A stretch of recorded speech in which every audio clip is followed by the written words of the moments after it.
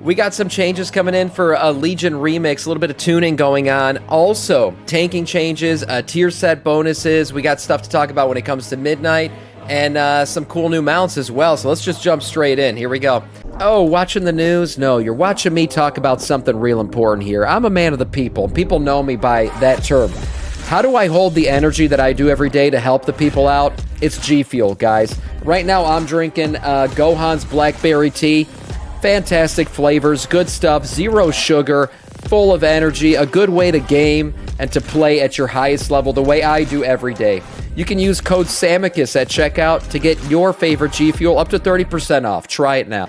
20% artifact trait buffs to non-tanks. That's right. So right now, if you haven't played Legion Remix yet, there's a tanking meta going on. And as I said before, the tanking meta was really created by me when I started playing my Blood DK on Legion Remix. Running around in full-on God mode, Blizzard realized, yeah, these tanks are too damn good. Well, they're making changes, and the good thing is they decided not to go with the nerfing route, because Legion Remix should be about being overpowered. So what they instead have done is buffed healers and damage doers. So 20% overall buff to both damage and healing output from your artifact traits. That should give you a nice little boom there to your DPS / healing for anybody who's not playing tank out there. A bunch of changes to the traits and stuff. Call of Legion, Narnan's Everdisk, Light's Vengeance, Vindicator's Judgment, all getting buffed, and High Mountain Fortitude as well. So big buffs across the board. Blizzard wants you to be able to have fun, right, playing your Legion Remix characters, and they should be OP. The OP-ness should be massive when it comes to Legion Remix, so I'm really glad that they decided to just buff the other classes, which is really good. Besides that, let's get into some Midnight content. We got some new mounts here, some interesting mounts, actually. We got a flying carpet and what looks like to be like a pillow with a crescent moon on it. Maybe some hints at some Elune stuff coming in Midnight. I expect some kind of Elune lore to come out. I mean, this is obviously going to be a very Elven-based expansion. That's what they've described it as. And we haven't really heard anything about Elune yet. I mean, obviously the Night Elves are in fact elves. And one big part of their lore has always been Elune lore. So are we going to dabble more into that? You know, how is Elune tied to the Titans and everything else? Maybe I'm looking too far into this when it comes to this mount in particular. But I do think it is a cool segue to talk about Elune, because there's no way she's not going to be relevant, or we're not going to learn something new about it. There's a 2-month and a 1-year sub. Nice 20% is a solid boost. It is a good boost. And then the other mount here, this one. This is a badass looking rhinoceros. So we got the plant rhinoceros, or the plantnoceros. I don't know what you want to call this thing. Another, honestly, node to Avatar. I don't even think they're hiding it anymore. The Avatar movies. You guys remember this thing? Literally, there was something that looked just like this in the Avatar movies. One of the animals on Pandora. And I always said that these new Haranir kind of look like, you know, straight out of the Avatar movie. So there you go. Now we also have Avatar-esque animals. So this is a mount. Clearly a badass looking mount. It's got the saddle there up on top. Actually, one of the cooler looking plant-based mounts I think they ever added to the game. So this will be a cool one to see for sure.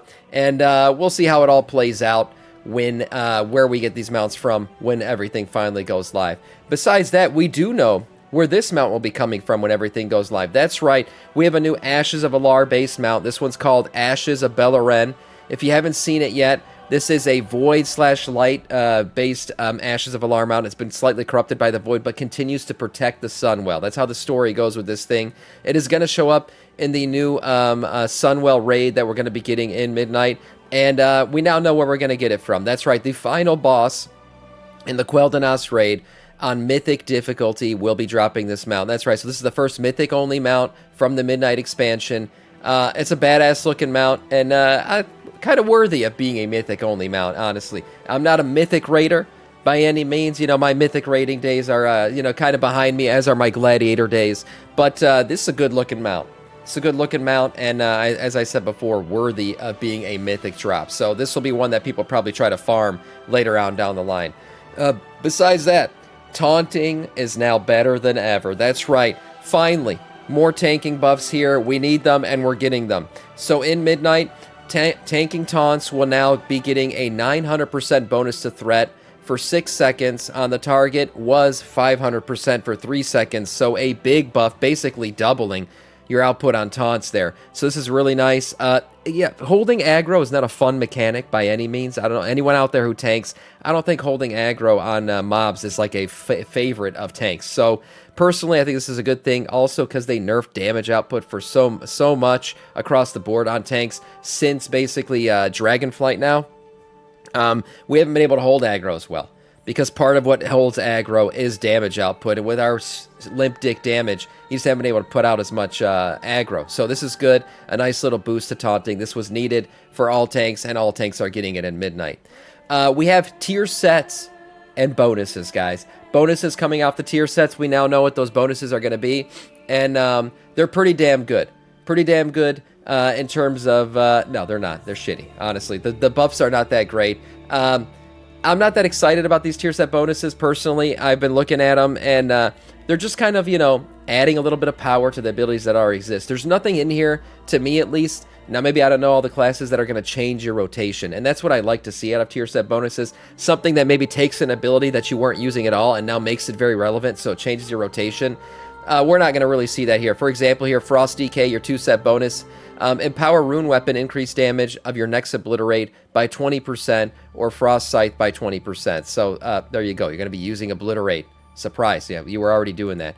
4-set bonus, Empower Rune Weapon, recharges 20% faster, and Pillar of Frost causes your next Empower Rune Weapon to ignore its cooldown. So a boost to Empower Rune Weapon.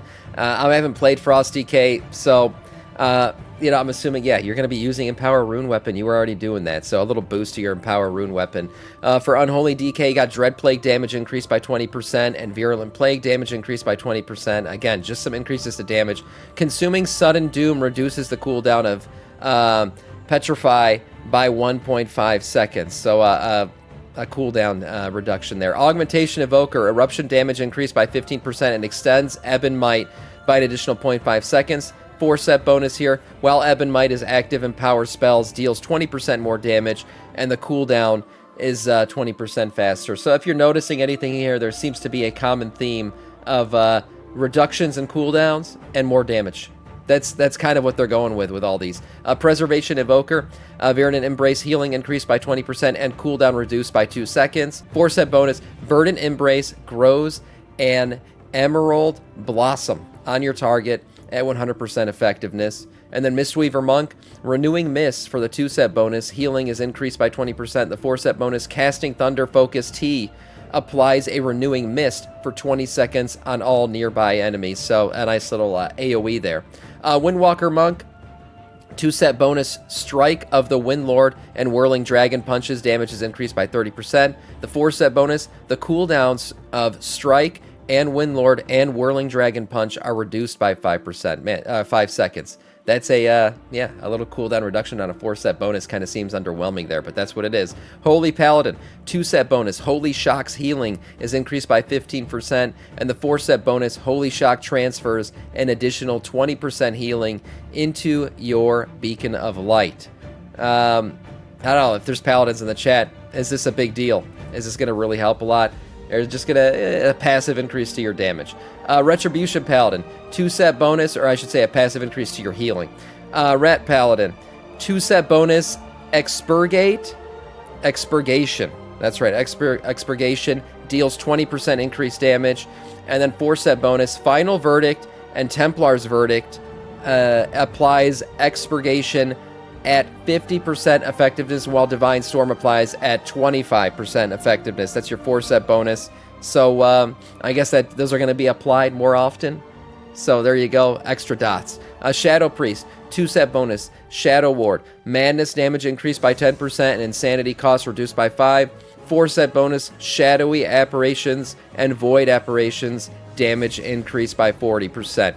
As I said, the common theme here is they're kind of underwhelming. Nothing that's like gonna break the game for you.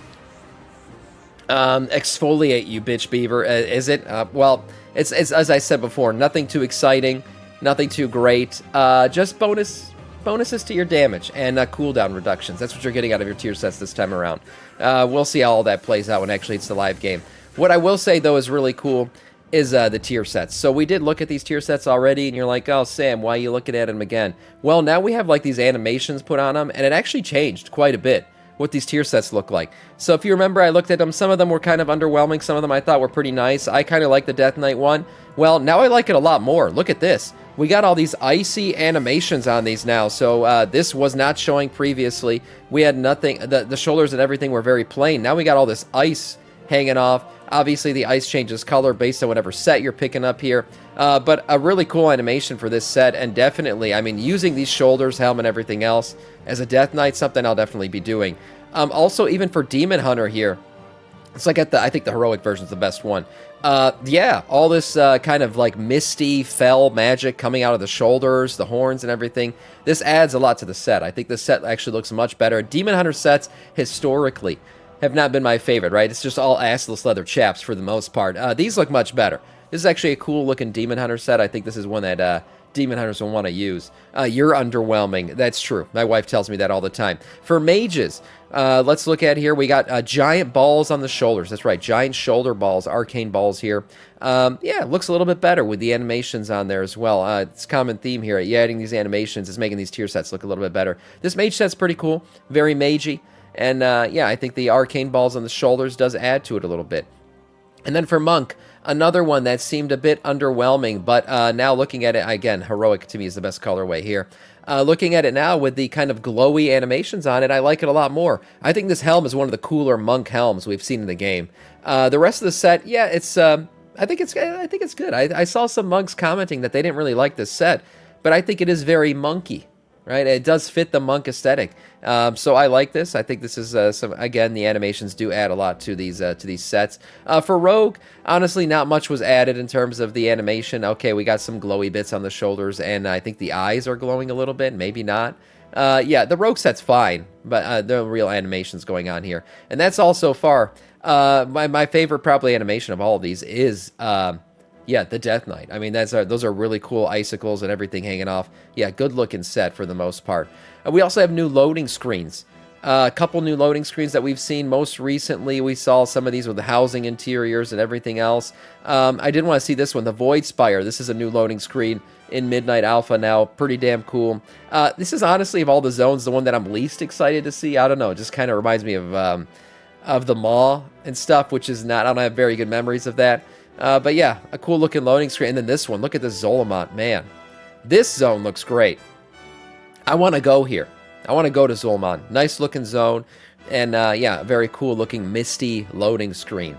Besides that, there's a new way to get banned, guys. That's right, there is a new way to get banned in player housing. So just the other day we were talking about it, and Taliesin was showing off how you can actually write things on the outside of your home using items, right? So I think he was using like giant wood logs to write like a welcome sign or whatever on the outside of his home, and right away I put my hand on my forehead and I was like, oh god, players are gonna take this shit and they're just gonna write either racial slurs or just draw dicks all over the place. And Blizzard has accounted for that. So evidently there is a new reporting tool that we will see with player housing.